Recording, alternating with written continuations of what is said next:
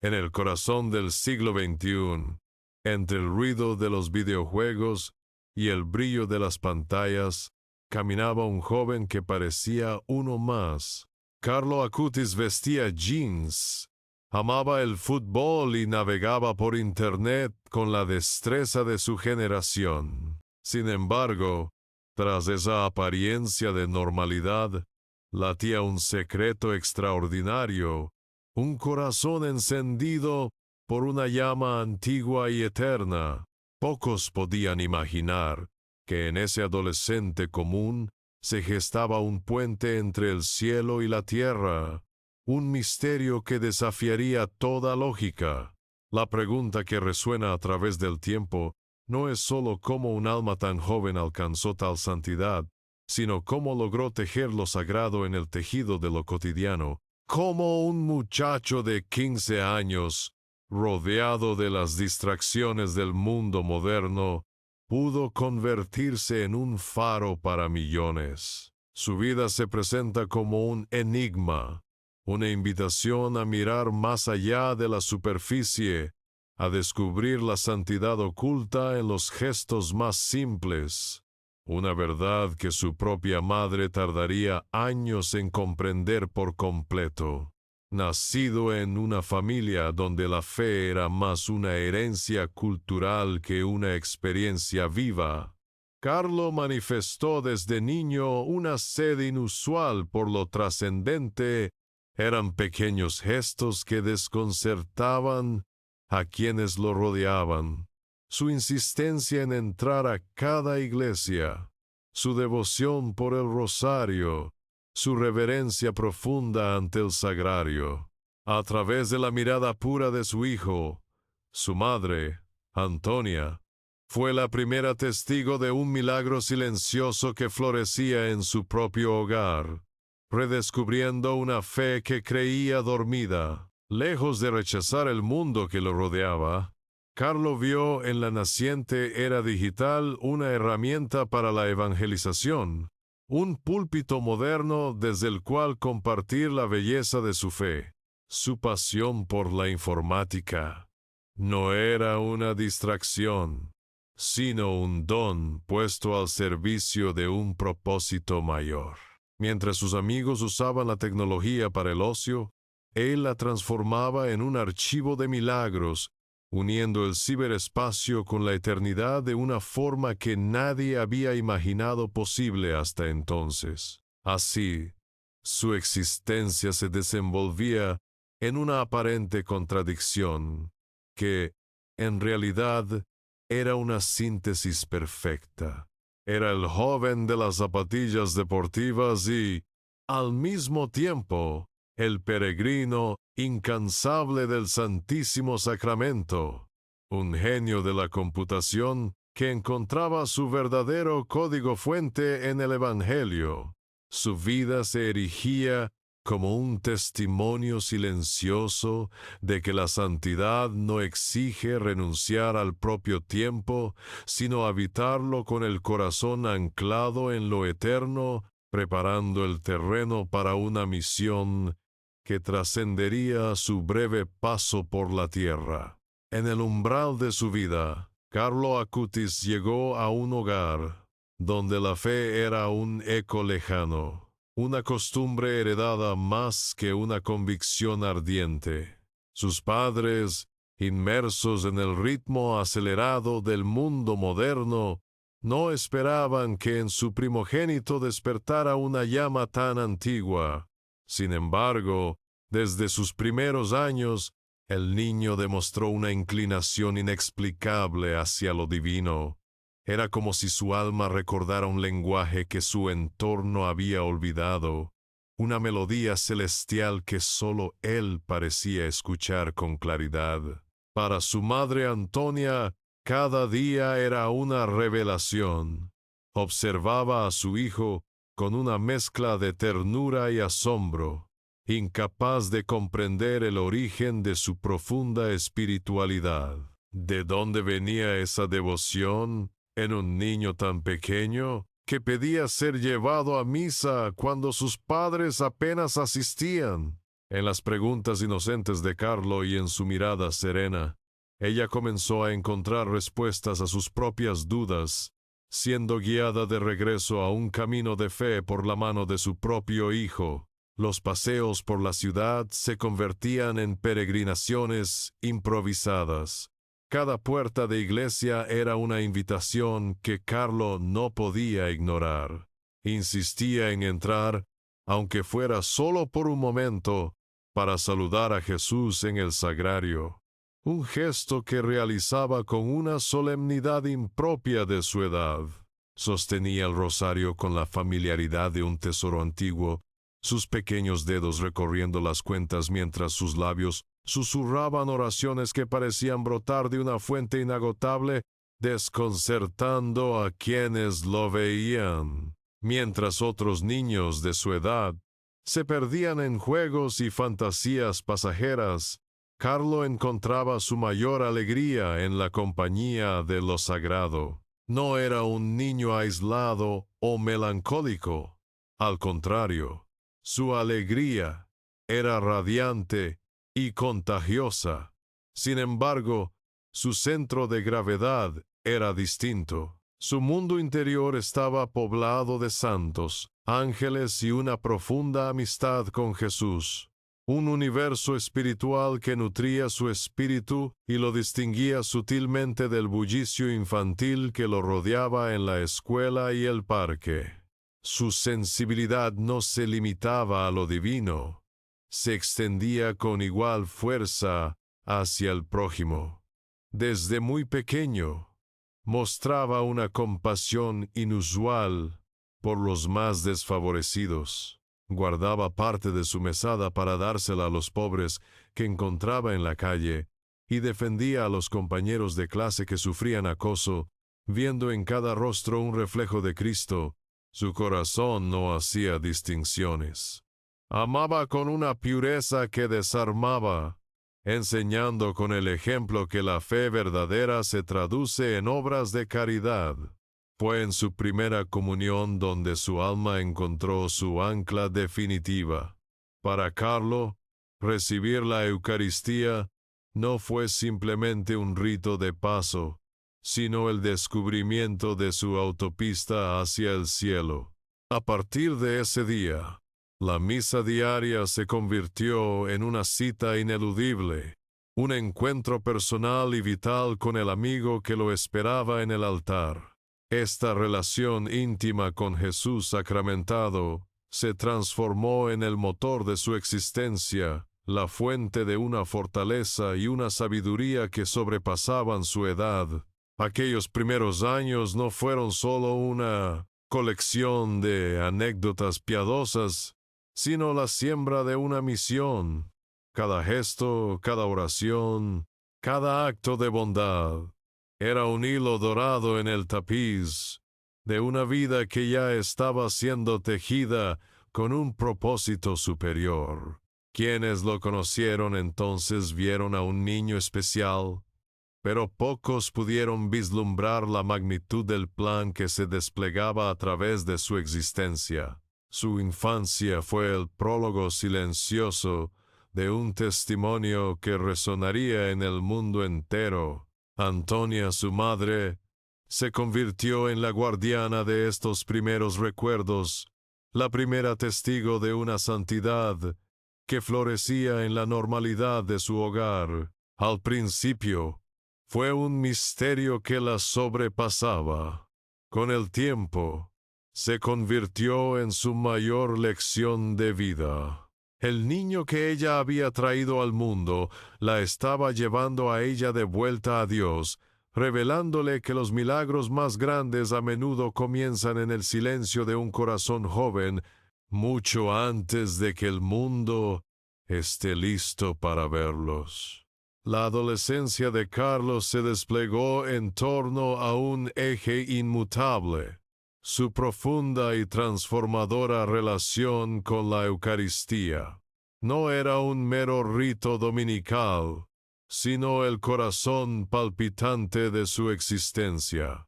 Él la llamaba con una sabiduría que desbordaba su edad, su autopista hacia el cielo. Cada comunión era un encuentro directo con el infinito, un instante de eternidad que nutría su alma y orientaba cada uno de sus pasos. Para él, el altar no era un símbolo, sino el punto de encuentro más real del universo.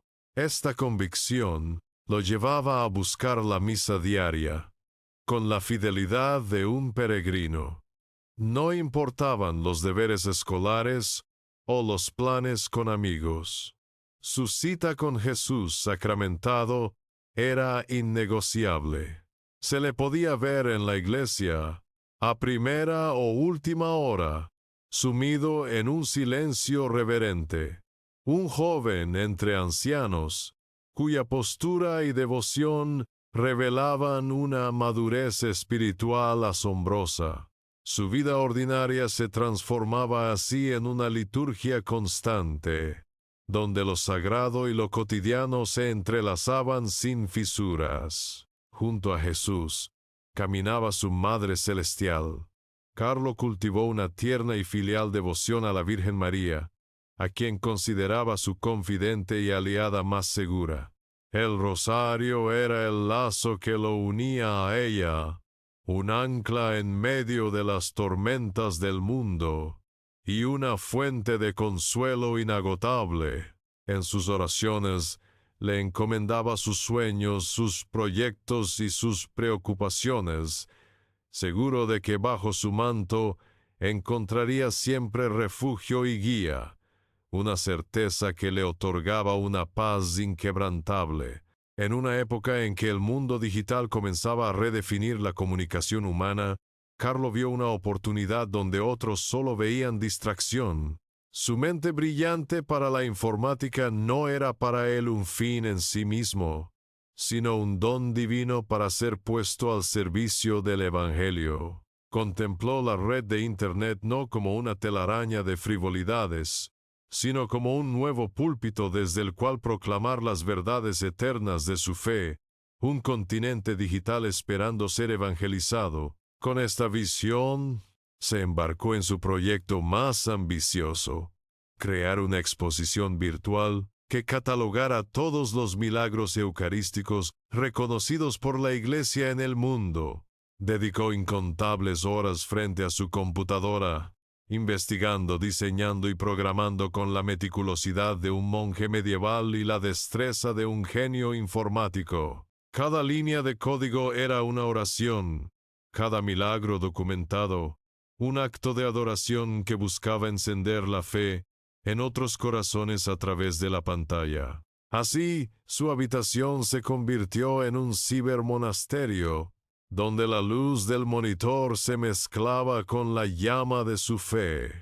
Carlo demostró que no había dicotomía entre la santidad y la modernidad.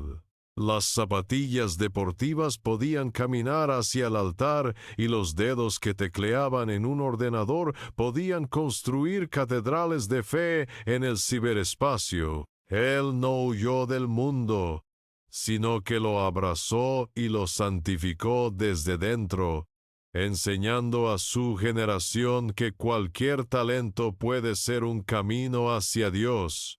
Esta misión silenciosa, llevada a cabo en la soledad de su cuarto, estaba destinada a tener un eco universal. Sin buscar fama ni reconocimiento, Carlo estaba tejiendo una red de fe que trascendería fronteras y tiempo. Su trabajo no era solo un archivo de hechos extraordinarios, sino el testimonio vivo de un corazón enamorado que había encontrado la manera de compartir su tesoro más grande. Estaba preparando, sin saberlo, un legado que continuaría su apostolado mucho después de su partida. La luz que emanaba de su vida terrenal fue desafiada por la sombra más oscura. Lo que comenzó como un malestar ordinario, una fatiga que parecía propia del final del verano, se reveló como el heraldo de una prueba incomprensible. Una visita al médico se transformó en una emergencia. y el mundo cotidiano de la escuela, los amigos y los proyectos de evangelización digital, se detuvo abruptamente. El cielo parecía guardar un silencio expectante, mientras la tierra se preparaba para una tormenta que nadie había previsto. El veredicto médico llegó con la fuerza de un juicio final: leucemia mieloide aguda, en su forma más fulminante. La noticia cayó como un rayo sobre su familia, un golpe que destrozaba la lógica de un mundo donde los jóvenes tienen todo el futuro por delante. En cuestión de horas, el vibrante adolescente, el genio de la informática y el apóstol de la Eucaristía se encontraba en una cama de hospital, enfrentando una batalla que la ciencia, desde el primer momento, consideraba casi imposible de ganar. Pero donde el mundo veía una tragedia sin sentido, Carlo veía un propósito divino. Su reacción desconcertó a los médicos y enfermeras que lo atendían. No hubo lágrimas de desesperación ni preguntas airadas al cielo. En su rostro se dibujaba una paz que desarmaba a todos, una serenidad que no provenía de la negación, sino de una profunda y arraigada confianza en Dios. Aceptó su diagnóstico no como una condena, sino como una nueva etapa en su peregrinaje, una última estación en su camino. Con una claridad y una madurez que trascendían sus 15 años, pronunció las palabras que se convertirían en el sello de su santidad. Ofrezco todos los sufrimientos que tendré que padecer al Señor por el Papa y por la Iglesia, para no tener que estar en el purgatorio y poder ir directamente al cielo. Su dolor no era un peso inútil, sino una moneda de amor, una ofrenda voluntaria entregada por aquellos a quienes amaba, transformando su lecho de enfermo en un altar de sacrificio. Para su madre Antonia, cada momento en aquel hospital fue un calvario y una epifanía. El dolor de ver a su único hijo consumirse era una herida insoportable, una prueba que amenazaba con quebrar el espíritu más fuerte. La impotencia de una madre ante el sufrimiento de su hijo es quizás la cruz más pesada de todas. Sin embargo, en medio de su angustia, ella era testigo de un misterio que la superaba, una fuerza que emanaba de la fragilidad de Carlo y que comenzaba a transformar su propio dolor. A través de la serenidad de su hijo, la fe de Antonia fue forjada en el fuego del sufrimiento. Ya no veía solo a un niño enfermo, sino a un alma que se preparaba para su encuentro nupcial con Dios. Comenzó a comprender que había algo profético en su breve existencia, que cada gesto y cada palabra de su vida habían sido una preparación para este momento final. Su agonía de madre se entrelazaba con un asombro sagrado al percibir que estaba al lado de un santo. La habitación del hospital, un lugar de dolor y asepsia, se convirtió en el escenario de su último y más poderoso testimonio. Su cama no era un lecho de muerte, sino la cátedra desde la cual impartió su lección más profunda, que el sufrimiento, unido a Cristo, adquiere un valor redentor infinito. Su sonrisa, aunque debilitada por la enfermedad, nunca desapareció por completo. Era la manifestación externa de una alegría interior que ninguna aflicción podía arrebatarle, una luz que brillaba con más intensidad. Su entrega no fue una resignación pasiva, sino un acto de amor consciente y definitivo. Carlos sabía que su carrera terrenal llegaba a su fin. pero lo vivía como la meta esperada, el regreso a la verdadera patria. Estaba listo para entregar su vida, no como una derrota, sino como la consumación de una misión. En esos últimos días, preparó a su familia no para una despedida, sino para un hasta luego, sembrando la semilla de una esperanza que florecería más allá de la tumba. Los días se acortaron hasta convertirse en horas, y las horas en suspiros. El cuerpo de Carlo, frágil y agotado, libraba una batalla que ya no le pertenecía. Su alma, en cambio, se expandía, serena y luminosa, preparándose para el vuelo definitivo.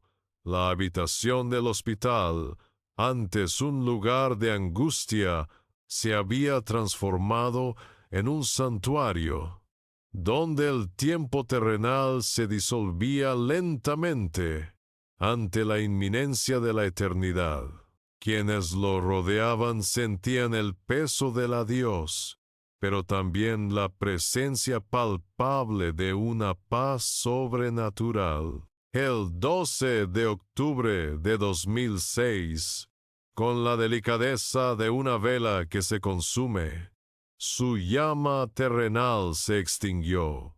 No hubo agonía en su rostro, solo una entrega final, un último aliento que pareció más un suspiro de alivio que una lucha.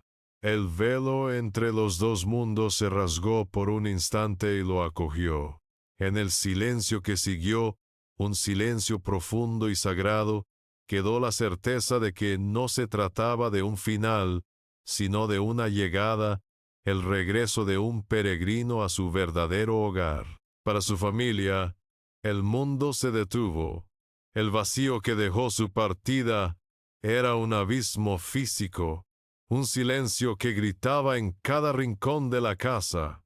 El sonido de su teclado, su risa, su presencia vibrante, todo había desaparecido.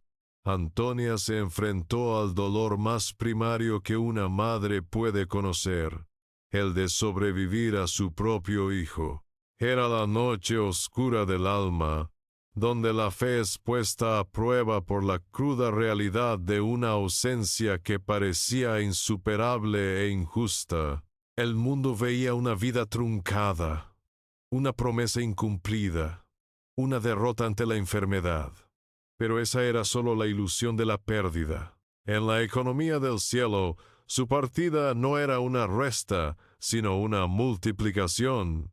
Su misión no había concluido, simplemente había cambiado de escenario. Desde la eternidad, su trabajo apenas comenzaba. Liberado de las ataduras del tiempo y el espacio, la semilla de su testimonio había sido plantada en la tierra más fértil, la del sacrificio aceptado por amor. Carlo había vivido según una máxima que ahora resonaba con fuerza profética. Todos nacen como originales, pero muchos mueren como fotocopias. Su vida entera fue un testimonio de esa originalidad, una negativa a conformarse con una fe tibia o una existencia superficial.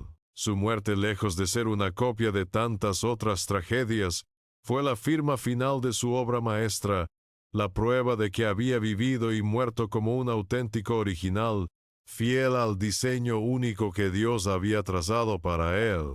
Su cuerpo fue sepultado, pero su espíritu fue liberado. Aquella tumba no era un punto final, sino un semillero. El dolor de su familia, aunque inmenso, comenzó a ser tocado por una extraña y creciente certeza. Carlo no se había ido. Su presencia se manifestaba de maneras nuevas e inesperadas, en pequeños consuelos y en una paz inexplicable. La historia de su vida no había terminado con su muerte.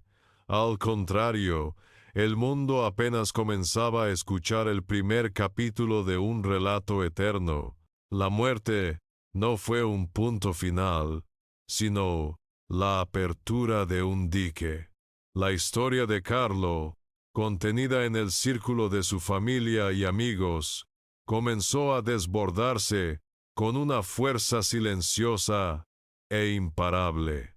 Su fama de santidad no nació de decretos, sino del susurro que pasaba de corazón a través de continentes. Su sonrisa, capturada en fotografías, se convirtió en un ícono de esperanza, un rostro familiar para millones que nunca lo conocieron, pero que sentían en él a un amigo en el cielo. El legado digital que construyó en su habitación se transformó en su primer púlpito universal. La exposición de los milagros eucarísticos que había diseñado con tanta devoción se viralizó, alcanzando rincones del mundo que él nunca visitó. A través de la red que tanto amaba, su mensaje continuó expandiéndose, demostrando que la tecnología, cuando está al servicio de la fe, puede convertirse en un vehículo para la gracia. Su obra póstuma se convirtió en la prueba de que su misión evangelizadora apenas comenzaba.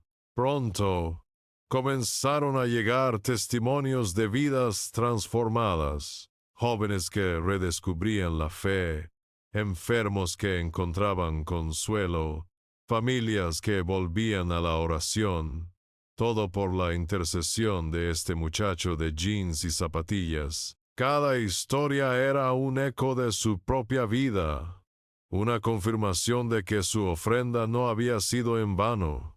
El cielo respondía a quienes invocaban su nombre, tejiendo una red de pequeños y grandes milagros que daban testimonio de su presencia activa junto a Dios.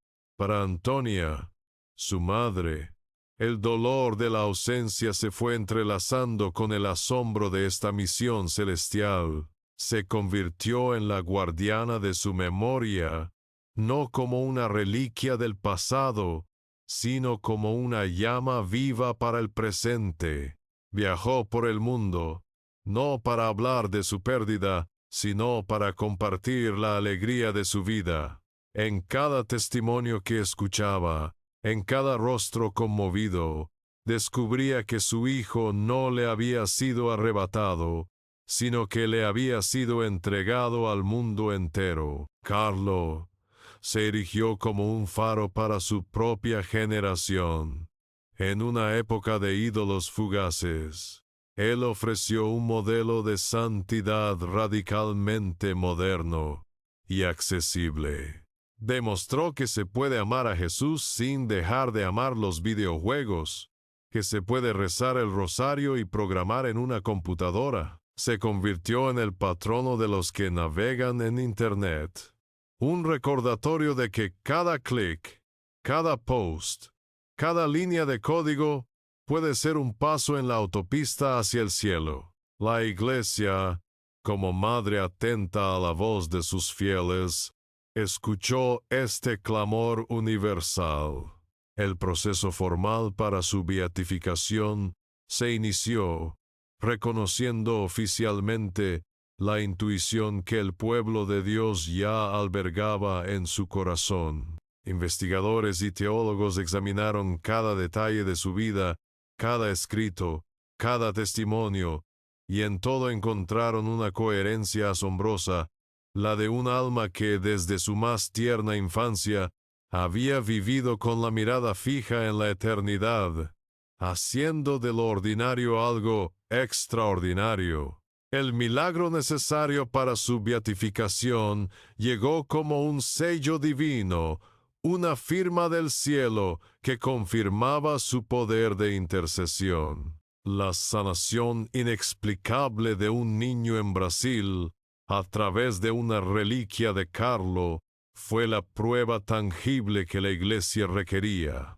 No era solo un acto de poder, sino un gesto de ternura que reflejaba la propia caridad de Carlo, quien siempre había tenido un corazón sensible al sufrimiento de los demás especialmente al de los más pequeños y vulnerables.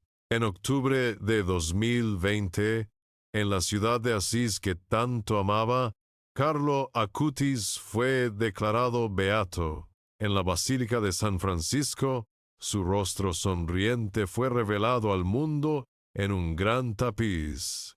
Un joven del siglo XXI elevado a los altares. El evento no fue la celebración de un final, sino el reconocimiento de un comienzo. La Iglesia lo presentaba formalmente como un modelo, una luz para que otros pudieran encontrar su propio camino hacia la santidad en medio del mundo moderno. Fue entonces, en la resonancia de esa proclamación universal, que su madre comprendió la naturaleza del regalo que Carlo le había dejado. No era un objeto ni un recuerdo, sino la certeza viviente de su legado. Su hijo no era una estrella fugaz que se había extinguido, sino una constelación eterna, destinada a guiar a otros en la oscuridad.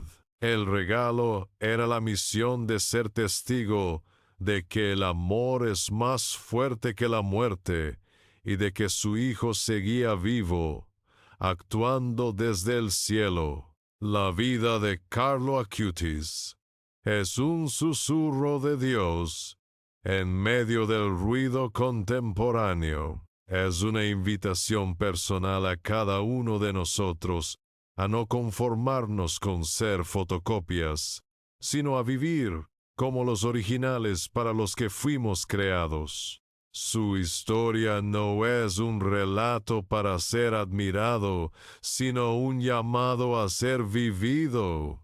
Nos desafía a encontrar a Dios en nuestra propia realidad, a santificar nuestros propios talentos y a construir día a día nuestra propia autopista hacia el cielo.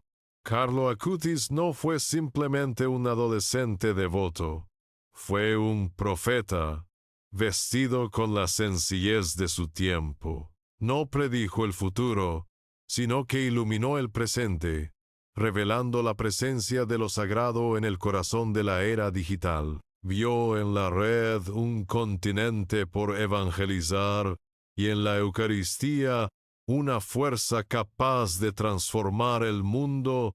Su vida no fue una huida de la modernidad, sino una inmersión valiente en ella, demostrando que el lenguaje de Dios puede ser traducido a cualquier código. Su testimonio derriba los muros que a menudo separan la santidad de la vida cotidiana. Demostró que no se necesitan hábitos ni claustros para buscar a Dios, sino un corazón ardiente. Las zapatillas deportivas pueden recorrer el camino hacia el altar, y una computadora puede convertirse en un púlpito universal. Carlo nos enseña que la santidad es una vocación para todos, una posibilidad real que florece en la normalidad de nuestros días, en la fidelidad a los pequeños gestos y en el amor puesto en cada acción. Su breve paso por la tierra no es una historia para ser admirada a distancia, sino un espejo que nos interpela directamente. Es una invitación a examinar nuestras propias vidas y a preguntarnos qué estamos haciendo con los dones que hemos recibido. Su existencia nos desafía a dejar de ser meros espectadores del mundo para convertirnos en protagonistas de nuestra propia historia de fe, transformando nuestros talentos y pasiones en puentes que conecten la tierra con el cielo, tal como Él lo hizo. En una cultura que mide el valor de una vida por su duración y sus logros materiales, la existencia de Carlo es una poderosa contradicción. Sus 15 años terrenales tuvieron un impacto más profundo y duradero que muchas vidas longevas. nos recuerda que la verdadera medida de una existencia no es el tiempo que se nos da, sino el amor con el que se vive. Su partida no fue el fin de una promesa, sino la liberación de una fuerza que ahora actúa sin las ataduras del tiempo. Él definió la Eucaristía como su autopista hacia el cielo, una vía directa hacia el corazón de Dios. Ahora su legado nos impulsa a construir nuestra propia autopista. ¿Cuáles son los materiales que usamos? ¿Es la caridad, la oración, el servicio desinteresado a los demás? La vida de Carlo es un mapa que nos orienta, mostrándonos que el destino final es el mismo para todos, pero que cada uno de nosotros debe pavimentar su propio camino con las herramientas que tiene a su alcance. La historia de Carlo Acutis no ha terminado. Se sigue escribiendo en cada alma que toca. Su luz no se apagó en aquella cama de hospital, sino que se multiplicó en innumerables estrellas que hoy iluminan la noche del mundo.